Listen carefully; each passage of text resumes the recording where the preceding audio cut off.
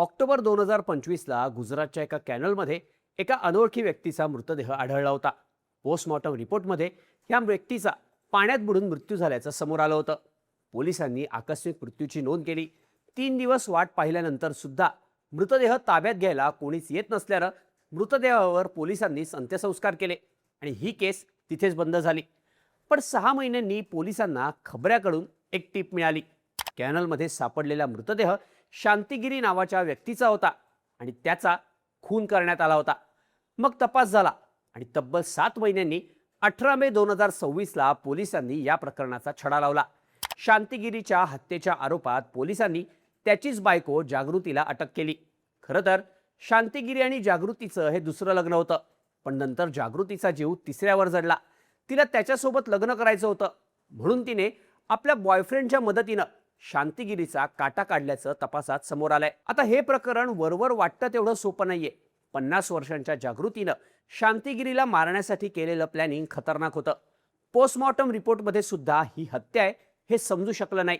जागृतीनं आपल्या नवऱ्याला कसं संपवलं, त्यात तिच्या बॉयफ्रेंडचा रोल काय होता, ओपन अँड शट म्हणून बंद झालेली ही केस पोलिसांनी कशी सोडवली, त्याची स्टोरी सांगणारा हा व्हिडिओ. नमस्कार, मी शार्दूल आणि तुम्ही बघताय बोल भिडू. 9 ऑक्टोबर 2025ला गुजरातच्या सुरेंद्रनगर जिल्ह्यातील ध्रांगधरा सुरेंद्रनगर रोडवर एका कॅनलमध्ये एक मृतदेह गावकऱ्यांना दिसला. गावकऱ्यांनी सुरेंद्रनगर पोलिसांना त्याबाबत माहिती दिली. मृतदेह पोस्टमॉर्टमसाठी पाठवून घटनास्थळाचा पोलिसांनी पंचनामा केला. आजूबाजूच्या पोलीस स्टेशन्समध्ये कुणी बेपत्ता असल्याच्या तक्रारी तपासण्यात आल्या. मृतदेह 72 तास ठेवण्यात आला, पण ओळख पटवायला कोणीच आलं नाही. शेवटी पोलिसांनी बेवारस मृत्यूची नोंद करून मृतदेहावर अंत्यसंस्कार केले. पुढे पोस्टमॉर्टम रिपोर्टमध्ये हा मृत्यू पाण्यात बुडून झाल्याचं सांगण्यात आलं. त्यामुळे केस तिथेच बंद झाली. पण 6 महिन्यांनी मार्च 2026मध्ये अहमदाबादच्या नार्कोटिक्स डिपार्टमेंटच्या एका खबऱ्यानं सुरेंद्रनगर पोलिसांना एक धक्कादायक माहिती दिली. ऑक्टोबर महिन्यात कॅनलमध्ये सापडलेला मृतदेह हा शांतिगिरी गोस्वामीचा होता आणि त्याची हत्या करण्यात आली होती. नंतर हे प्रकरण क्राईम ब्रँचनं हातात घेतलं आणि या प्रकरणात धक्कादायक खुलासे व्हायला लागले. सुरेंद्रनगर जिल्ह्यातल्या ध्रांगधरा शहरात सुखदेवगिरी गोस्वामी आणि त्याचा मोठा भाऊ शांतिगिरी गोस्वामी हे 2 भाऊ आपल्या कुटुंबासोबत राहायचे. दोघांचीही लग्न झाली होती आणि त्यांना 2 मुलं सुद्धा होती. पण काही वर्षांनी लहान भाऊ सुखदेवगिरीची बायको जागृती आणि त्याचा मोठा भाऊ शांतिगिरी यांच्यात जवळीक वाढली. दोघं एकमेकांच्या प्रेमात पडले. दोघंही एकाच घरात असल्यामुळं त्यांच्या या संबंधांबद्दल घरातल्या इतरांना कळलं. सुखदेवगिरी आणि शांतिगिरीच्या बायकोनं त्यांना विरोध केला, पण दोघांनीही आपल्या कुटुंबाला सोडून पळून जाऊन दुसरं लग्न केलं आणि सोल्डी गावात राहायला लागले. शांतिगिरी ट्रकवर ड्रायव्हर म्हणून काम करायचा, त्यामुळं तो कामानिमित्त 25-25 दिवस गावाबाहेरच असायचा. सुरुवातीला काही महिने सगळं काही सुरळीत होतं, पण नंतर जागृतीचं खरं रूप समोर यायला लागलं. शांतिगिरीच्या घराबाहेर असण्याचा तिने फायदा घेतला आणि गावातल्या इतर तरुणांची लगट केली. शांतिगिरी बाहेर गेला की ती त्यांना घरी बोलवायची, तर कधी ती बाहेर जाऊन त्यांना भेटायची. शांतिगिरीच्या ट्रान्सपोर्ट कंपनीत कांतीलाल उर्फ भरत साबरिया नावाचा त्याचा मित्र होता.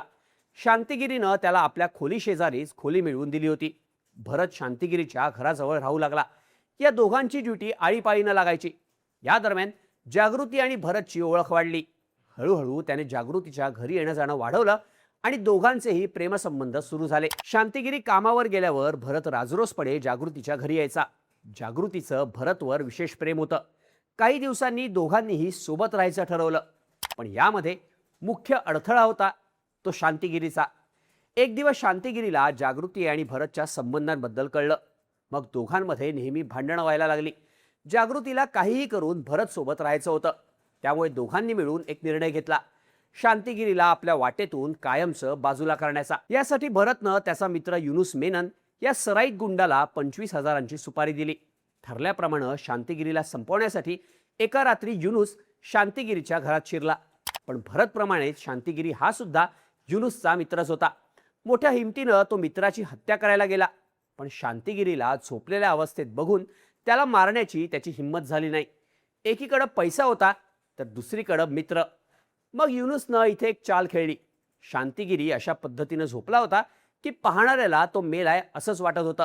युनुसनं त्याचा तशाच अवस्थेत फोटो काढला आणि जागृतीला पाठवून काम झाल्याचं कळवलं. इकडे फोटो बघून जागृती आणि भरत खुश झाले आणि त्यांनी ठरल्याप्रमाणे युनुसला ताबडतोब 25,000 देऊन टाकले. दुसऱ्या दिवशी जागृती आणि भरत मोठ्या आनंदानं शांतिगिरीच्या खोलीत आले. पण त्यांना मोठा धक्का बसला. ज्याच्या हत्येसाठी त्यांनी 25,000 मोजले तो शांतिगिरी त्यांच्यासमोर चक्क चहा पीत बसला होता. युनुसनं आपल्याला फसवलं हे त्यांच्या लक्षात आलं. पण शांतिगिरीला संपवण्याचा विचार दोघांच्याही डोक्यातून जात नव्हता. जागृती आणि शांतिगिरी यांच्यातली भांडणं दिवसेंदिवस वाढायला लागली. तो घरी असला की तिला बाहेर जाऊ देत नव्हता. एकमेकांना भेटता येत नाही म्हणून भरत आणि जागृतीची चिडचिड व्हायची. शेवटी आता आपणच शांतिगिरीचा काटा काढायचा असं त्यांनी ठरवलं. 7 ऑक्टोबर 2025ला शांतिगिरी कामावरून खोलीवर आला आणि जेवण करून झोपला. त्यानंतर जागृतीनं भरतला बोलवून घेतलं. मग दोघांनी एक जाड उशी घेऊन शांतिगिरीच्या तोंडावर दाबून धरली. जीव वाचवण्याचा त्यानं प्रयत्न केला पण दोघांनीही त्याला ती संधीच दिली नाही. थोड्याच वेळात शांतिगिरीचा मृत्यू झाला. आता शांतिगिरीच्या मृतदेहाची विल्हेवाट कशी लावायची याचंही त्यांनी प्लॅनिंग केलं होतं. त्यासाठी जागृतीनं तिचा गावातला दुसरा बॉयफ्रेंड दीपकला फोन करून मदतीसाठी बोलवून घेतलं. हा दीपक तिच्या प्रेमात पार वेडा झालेला होता. जेव्हा शांतिगिरी आणि भरत दोघंही कामावर असायचे तेव्हा जागृती या दीपकलाच घरी बोलवायची. आता विषय प्रेमाचा असल्यानं दीपकनं गावातला मित्र ललितला इमर्जन्सी असल्याचं सांगून त्याची इको गाडी आणली. नंतर तिघांनी मिळून शांतिगिरीचा मृतदेह गाडीतून कॅनलवर नेला आणि वाहत्या पाण्यात सोडून दिला. 2 दिवसांनी मृतदेह राजपूर गावात सापडल्याचं जागृती आणि भरतला कळलं. पण त्यांनी मुद्दाहून त्याकडे दुर्लक्ष केलं. जागृतीनं परिसरात अफवा पसरवली की शांतिगिरीला दुसऱ्या शहरात काम मिळालंय आणि तो आता तिथेच राहतोय. 1-2 महिने झाल्यावर सुद्धा शांतिगिरीबद्दल कुणीच विचारत नसल्यानं जागृती आणि भरत निवांत झाले आणि ठरल्यानुसार एकत्र नवरा बायकोसारखे राहायला लागले. पण तरीही जागृतीची प्रेम प्रकरणं थांबली नाहीत. भरत कामानिमित्त बाहेर गेला की ती दीपकला भेटायला बोलवायची. 2 वेळा संसार मोडून आणि एक खून करून जागृतीचं सगळं पद्धतशीर सुरू होतं. पण क्राईम ब्रांचला मिळालेल्या या टीपनं तिचा भांडाफोड झाला. खबऱ्यांना दिलेल्या माहितीवरून पोलिसांनी मार्च 2026 ते मे 2026 असे 2 महिने तपास केला. दीपक आणि इको गाडीवाला त्याचा मित्र ललित यांना ताब्यात घेऊन त्यांची चौकशी केली. शेजाऱ्यांशी बोलून अजून माहिती गोळा केली. शांतिगिरी, भरत, जागृतीचे कॉल रेकॉर्ड्स आणि लोकेशन्स तपासले. सगळे पुरावे हाती लागल्यावर 18 मे 2026ला क्राईम ब्रँचनं भरत आणि जागृतीला अटक केली. दोघांनीही शांतिगिरीच्या खुनाची कबुली दिली. सोबतच जागृतीनं तिचे आणखी 4 ते 5 जणांसोबत संबंध असल्याचंही कबूल केलं. न्यायालयानं जागृती, भरत, दीपक आणि ललित यांना पोलीस कोठडी सुनावली असून पुढील चौकशी सुरू आहे. पण तब्बल 7 महिन्यांनी या प्रकरणाचा खुलासा झाल्यानं सगळीकडे चर्चा होते ती जागृती आणि भरतच्या प्रेमसंबंधांची आणि दोघांनी मिळून तिसऱ्या बॉयफ्रेंडच्या मदतीनं केलेल्या शांतिगिरीच्या खुनाची. या संपूर्ण प्रकरणाबद्दल तुम्हाला काय वाटतं याबद्दलच्या तुमच्या प्रतिक्रिया कमेंट करून नक्की सांगा आणि अशाच माहितीपूर्ण व्हिडिओजसाठी बोल व्हिडिओच्या YouTube चॅनलला सबस्क्राईब करायला विसरू नका.